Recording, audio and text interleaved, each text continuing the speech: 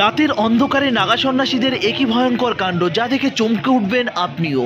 গভীর রাত্রে লোকচক্ষুর আড়ালে এই নাগা সন্ন্যাসীরা এমন কিছু তপস্যা পুজো অর্চনা করে থাকেন যা দেখে চমকে উঠবেন আপনিও। প্রিয় বন্ধুরা, দেখতেই পাচ্ছেন আমি আছি গঙ্গাসাগরে, আর গঙ্গাসাগরে রাত্রি নামার সঙ্গে সঙ্গে নাগা সন্ন্যাসীদের এমন কিছু কর্মকাণ্ড ঘটে থাকে যেগুলো আপনাদের সামনে আমি তুলে ধরার চেষ্টা করেছি। তো দেখতেই পাচ্ছেন আমি আছি নাগা সন্ন্যাসীদের সেই আখাড়ায়, আর সেখানে এসেই আমার এক নাগা বাবার সঙ্গে দেখা। আমি যখন এই নাগা বাবার কাছে এসে উপস্থিত হলাম তখন এই নাগা বাবার কাছ থেকে আমি জানতে পারলাম কিছু অলৌকিক কর্মকাণ্ড। তাদের এই দীর্ঘ যাত্রাপথ অত্যন্ত কঠিন এবং তাদের সাধনাও অনেক কঠিন। দেখতেই পাচ্ছেন এই অল্প বয়সী এই বাচ্চা কিশোর, সেও কিন্তু নাগা বাবা হয়ে গেছে। তো প্রিয় বন্ধুরা, এই নাগা বাবার কাছ থেকে কিছু অলৌকিক ঘটনা আপনাদের সামনে আমি তুলে ধরবো, তার নিজের মুখ থেকে আপনারা শুনতে পাবেন এই নাগা বাবার মুখ থেকে। তো চলুন শুনে নেওয়া যাক। এটা একটা টকি বাবা, এটা কয়েন বাবা, এটা মোবাইল বাবা, এটা বাইক বাবা। বাইক বাবা তো কোনো বাবাই না, এটা শনি মহারাজ। জানে না মানুষ তো অনেক কিছু বলে, রাগ করলে তো হবে না, কেন সাধু রাখলে হবে না, কি অবশ্যই। সাধু অর্থাৎ সাদা, সাধু হচ্ছে সৎ, সাধু হচ্ছে ত্যাগের প্রতি। সাধুরা নিজেরা মারামারি করে, এই সাধু ওই সাধু গাড়ি টেনে ছিটকে, এই সাধু ওই সাধু জামা টেনে ছিটকে, একটু সাধুর পরিচয়। সাধু মানে সাদা, সাধুর কাছে গেলে অন্ধকার থেকে আলোর পথ পাওয়া যায়, ঠিক সাধু হচ্ছে জ্ঞানের ভাণ্ডার, সাধু হচ্ছে কি একেন্দ্র। সাধু মানে আমার বাড়ি কোথায়? মায়াপুর। তুমি যত বড় হবা তত আমার এই নাগা বাবার সঙ্গে কথা বলে আমার কিন্তু ভীষণ ভালো লেগেছে। তার কাছ থেকে জানতে পেরেছি তার জীবনের আরও কিছু গুরুত্বপূর্ণ ঘটনা, যেগুলো ভিডিওর মধ্যে আমি শেয়ার করলাম না, কারণ ওটা ওনার পার্সোনাল ব্যাপার, যে কারণে উনি আমায় বলতে বারণ করেছেন। তো প্রিয় বন্ধুরা, দেখতেই পাচ্ছেন এই যে নাগা সাধুটি দেখতে পাচ্ছেন, এর বয়স কিন্তু একদমই কম, মাত্র 15 বছর। আর 15 বছর বয়সে তিনি কিন্তু এই নাগা সাধু হয়েছেন। নাগা সাধুর সঙ্গে সঙ্গে এখানে রয়েছেন অনেক নাগা সন্ন্যাসী। আর এই বাবাটাকে দেখতে পাচ্ছেন, এনাকে লোকে বলে বুলেট বাবা, কেননা এই বুলেটে করে তিনি কিন্তু গোটা ভারতবর্ষের বিভিন্ন প্রান্তে তিনি পৌঁছে যান। এখান থেকে ইনি পৌঁছে যাবেন কুম্ভ মেলাতে। তো প্রিয় বন্ধুরা, এমন অনেক দৃশ্য আপনারা দেখতে পাবেন এই কুম্ভ মেলায়, এই গঙ্গাসাগর মেলায়, এরকম অনেক স্থানে কিন্তু আপনারা দেখতে পাবেন। কিন্তু এমন একটা অলৌকিক ঘটনা কি জানেন তো, এই যে কুম্ভ মেলা বা এই গঙ্গাসাগর মেলা পার হয়ে গেলে এদের আর কোথাও আপনারা খুঁজে পাবেন না। এই যে বিশাল লোকযজ্ঞ, এই যে এর মাঝখানে এদেরকে এখন দেখা যায়, কিন্তু অন্য টাইমে কিন্তু এদের আর আপনারা খুঁজে পাবেন না। কোথায় যায়, কি করেন, কেউ কিন্তু জানেন না। এদের সাধনা কিন্তু অত্যন্ত কঠিন এবং পরিশ্রমের, কেননা এই প্রখর ঠান্ডার মধ্যে যখন আমাদের শরীরে বিভিন্ন রকম লেপ কম্বল বিভিন্ন রকমের পোশাক পরে থাকি, ঠিক তখন এরা কিন্তু পুরো উলঙ্গ হয়ে থাকেন। তো প্রিয় বন্ধুরা, এরা কিন্তু আমাদের এই পৃথিবীর সমস্ত কাম ক্রোধ লোভ তার থেকে কিন্তু ঊর্ধ্বে, এরা সমস্ত কিছু জয় করেছে, যে কারণে আজ এরা কিন্তু উলঙ্গ হয়ে ঘুরে বেড়ানোর সামর্থ্য রাখেন। তো প্রিয় বন্ধুরা, এই জিনিসটা অবশ্যই আমাদের মাথায় রাখা উচিত, না হলে কিন্তু আমরা এদেরকে নিয়ে অনেক কটূক্তি অনেক রকম বাজে কথা হয়তো অনেক সময় আমরা বলে থাকি, কিন্তু এগুলো বলা উচিত নয়, কেননা এগুলো বলার মতন সামর্থ্য বা অধিকার কোনোটাই আমাদের নেই।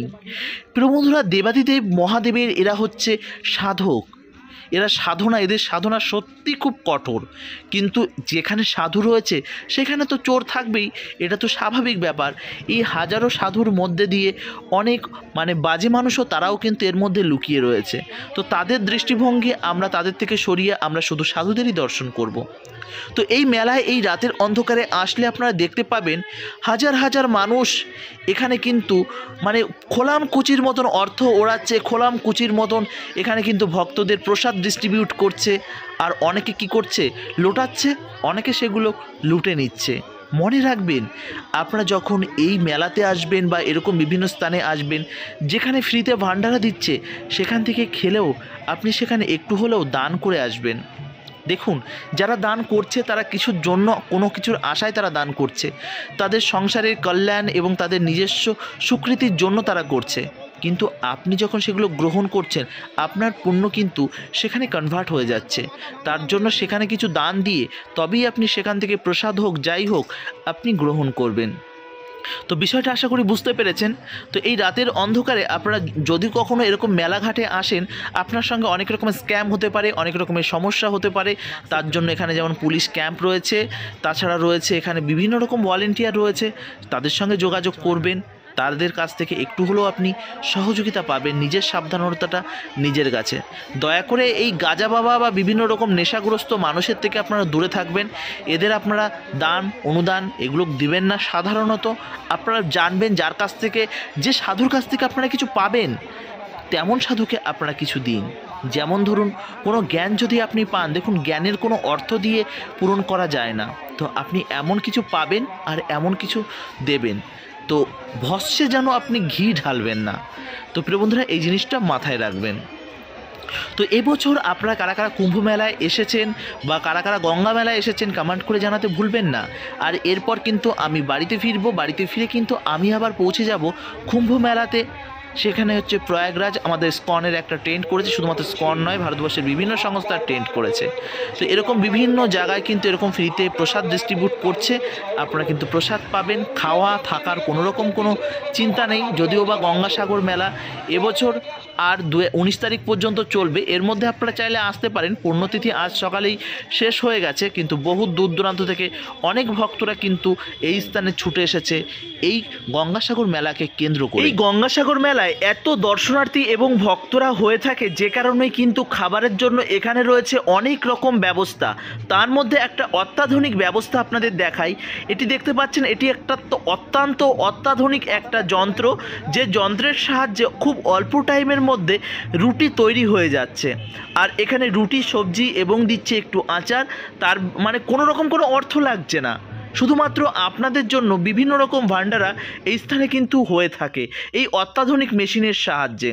তো প্রিয় বন্ধুরা, এছাড়াও রয়েছে আমাদের রাজ্য সরকারের বিভিন্ন রকম ক্যাম্প, থাকার জায়গা রয়েছে, বিভিন্ন রকম সংস্থার এখানে ভান্ডারা, সেই সমস্ত স্থান থেকে আপনারা খাবার খেতে পারেন, কোনো রকম কোনো অসুবিধা নেই।